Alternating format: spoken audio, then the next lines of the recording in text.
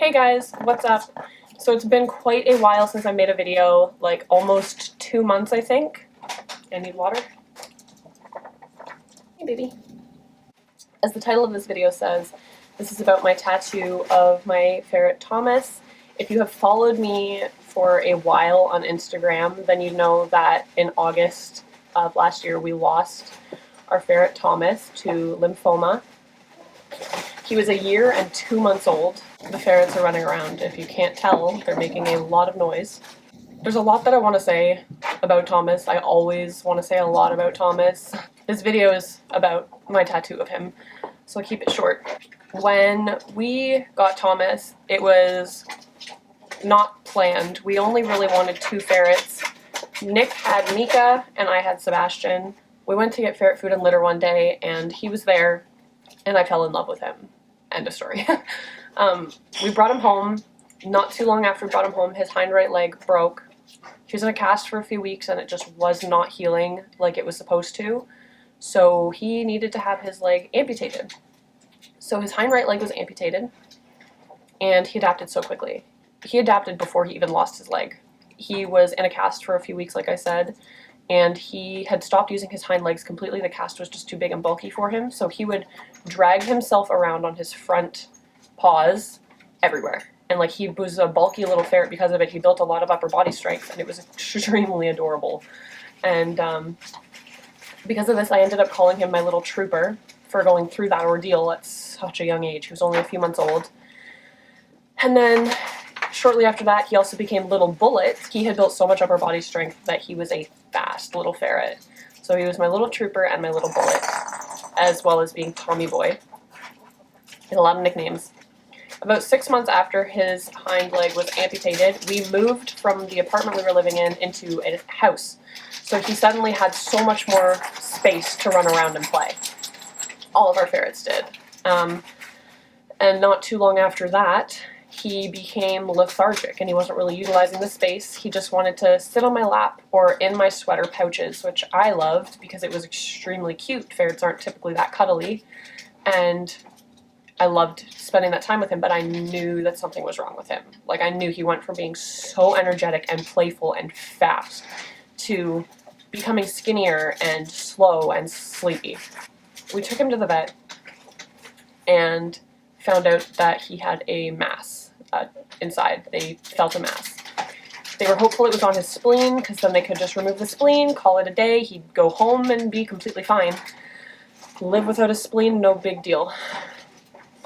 But they did an exploratory surgery on August 28th, found that the tumor was on his small intestine and had spread everywhere.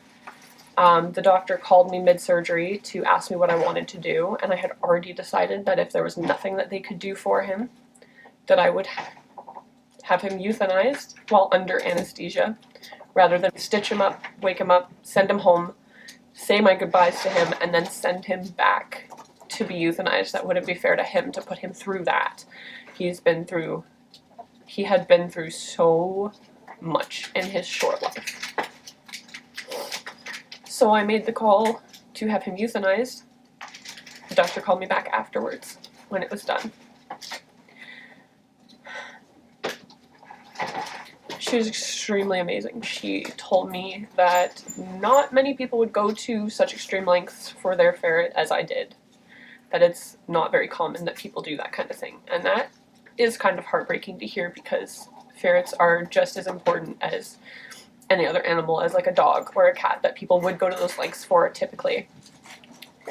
And it also was very heartwarming to hear that I was such a good pet owner that I went to those lengths for my ferret. And I loved Thomas a lot, I still do. So, moral of the story, when I got him, I initially wanted to get a tattoo for him and my ferret Sebastian really bad. Before I even knew that I was going to lose Thomas, I wanted these tattoos. I love tattoos and I love my animals. I didn't have the money at the time to get a portrait tattoo of Thomas, which when I lost him, I wanted right away. I really wanted it. I wanted to be able to see him all the time. And I didn't have that option. So when I had him cremated, they sent me back his urn, and they actually had also stamped his paws.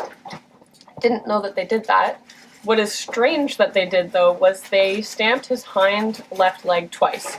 So there are 4 paw prints on the sheet, but he only had 3 paws. I don't know why they did that. A part of me wishes they didn't, but then at the same time, I'm happy that they did, because the paw print that I chose off that sheet to get tattooed was the one that was where his hind right leg would have been, which means that it's when they stamped his left hind leg the second time, that's the one that I got tattooed on my hand, because that's all I could afford at the time. And I really wanted a way to remember him. I was able to see this no matter what I did. My right hand is my dominant hand. His paw print is right there. So I got his paw print done. I do eventually want to get Sebastian's paw print done, hopefully before he is gone as well. So I'm going to probably get one of my own like little pet paw print stamping kits for that eventually. But this video is about my tattoo of Thomas. So this girl on Instagram, the day that I lost Thomas, she drew a portrait of him for me as a gift. And I literally don't really have words for it. It was such a surprise. And I fell in love with the picture. And I decided as soon as I saw that, like, that's the picture I'm going to get tattooed. And it has been months. We lost Thomas on August 28th. And it is now May, and I got this tattoo like mid-April. It took like 8 months for me to be able to get this tattoo after losing him, but I finally got it. And I initially wanted it on my inner bicep because I have a tattoo that my sister drew on my like shoulder, and it would have flowed really nicely with it. However, the shape of the drawing that she did wouldn't have fit there properly. It would have like gone up into my armpit, and that wouldn't have been what I wanted. So we ended up deciding, the artist and I, when I went to get it done, to put it on my forearm. And it's actually a cover-up as well, because I did eventually want to cover up this arrow tattoo that I had, but I didn't know with what. But it's still healing, but I got it right here.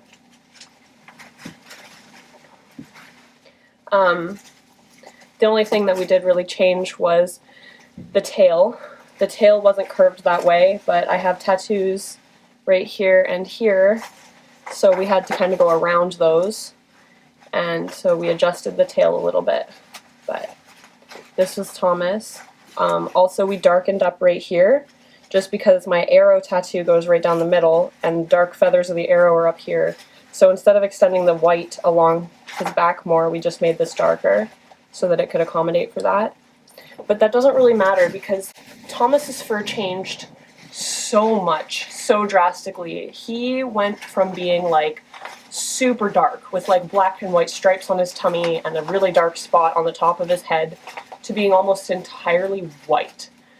And then shortly before we lost him, his fur began darkening again a little bit, like silvery and gray started coming back into his fur. His fur changed the most drastically out of all of our ferrets, and I really wish that I could see how much more drastically it would have changed the older he got. Fortunately, I'm not going to be able to do that. There's a lot of things I'm not going to be able to do because he's gone, but I have a tattoo of him. It's really close to his paw print, which is fine. I love actually that it's on my forearm, because I'll be able to see it more often than if it was up in my inner bicep. If I'm wearing a short-sleeved shirt or a tank top, it's right here. I can't not see it. Whereas if it was in my inner bicep, like, I don't see that in my direct line of sight that often, right? So I love the placement.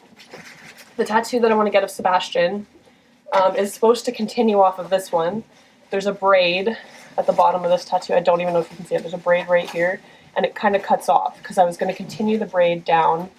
And I asked the girl who drew Thomas to draw Sebastian for me, and I will leave her Instagram links down below for you to follow her. She's incredibly talented and super sweet, and you should give her a follow. I was going to have the tattoo be a continuation, so I got a photo of Sebastian playing with a toy, and I asked her if she could replace the toy for a braid.